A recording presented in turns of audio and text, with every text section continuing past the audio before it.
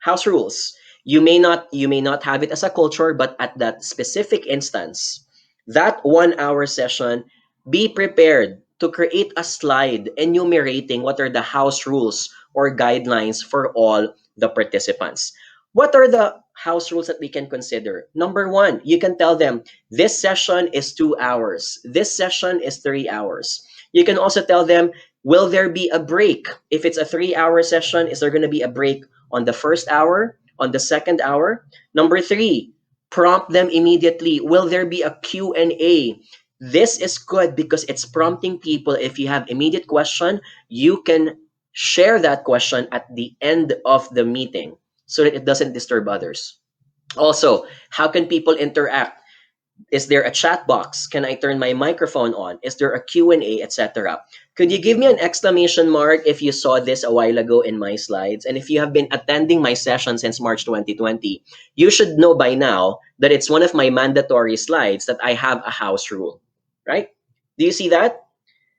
A while ago, if you're watching this webinar from the very start, you may notice that I have that slide that says, number one, keep on typing in the chat box. Number two, start typing your answers if there is a poll. Number three, keep your questions if you have questions later on, right? So that's an example of a basic house rule. Number five, you can also ask, will there be soft copies of the handouts? I love saying this from the very start. Why? It preempts a lot of participants to panic and think that they have to screenshot every slide that they see. If you tell them that there are going to be soft copies, it puts them at ease. It makes them more relaxed because they know that they will not forget or they will not lose all the information because someone is going to give them a set of handouts. They will be focusing their attention more to you rather than copying and making notes. And finally, my other favorite, sometimes it also matters to give people time to prepare for a photo op.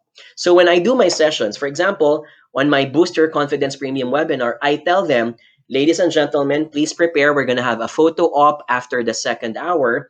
It helps people prepare how they look, right? So it's going to help people wear proper clothing. It's going to help people transfer to a proper place in their apartment or in their house that has good background. In this way, more people will likely be able to attend your photo op. One of my experiences is, my typical experience is, people don't turn on their video, not because they don't want or because they're just bored not to participate. It's because they don't think they are presentable enough. So if you tell them that there's going to be a photo op, they are going to prepare for it. Okay? Right? Simple things such as combing their hair, right? Putting on a nicer shirt and all these things. Okay?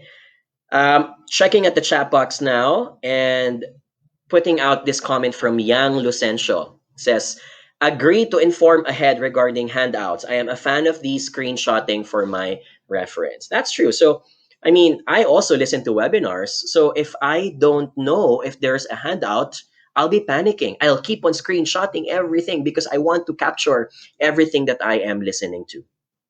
Okay? Right? So here's one more example. And here is another house rule that I often do. From my experience, people always listen when they find out that there's going to be a test or what I call as knowledge check. Knowledge check sounds better than test or assessment. It doesn't sound as intimidating. So here's an example of a slide. At the beginning of my presentation, I will share, ladies and gents, please take note that there's going to be a knowledge check after the session. Please scan the QR code. I will show this again at the end of the session. So I don't need to tell them that they have to be attentive, but they get the point, right? Because a lot of people, it's the healthy amount of stress that you want to put. You don't need to say this at the last part. Please, if you can, say this at the very beginning because they have to set the expectations. You have to listen. You have to be attentive. You have to stop playing Mobile Legends while listening to the webinar because if you miss out on important information, you might not be able to answer correctly the knowledge check. Okay? All good? My point is this. Visualize your participants and put yourselves into their shoes. If I'm watching a webinar, I want to have a table of contents of what's going to happen in the webinar.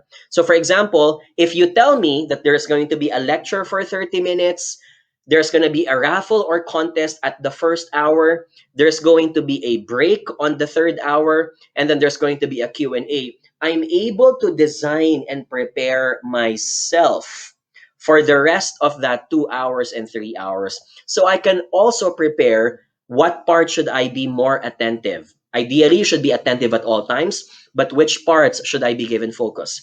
At which part is it okay to go to the washroom? Which part is it okay to start getting my second cup of coffee because I've finished it already, right? So the table of contents allow people to design their lives according to your session's schedule, right? So I like this response again from Jennifer. It could motivate the audience to become attentive and participative because what are we after? What are we after? Can someone type? We're after predictability, right? You want your audience to be able to predict what's going to happen next. When people get to predict, they are more at ease. They feel more relaxed. People generally, psychologically, don't like surprises. Surprises make us feel anxious. So make them feel that everything that's going to happen next is predictable.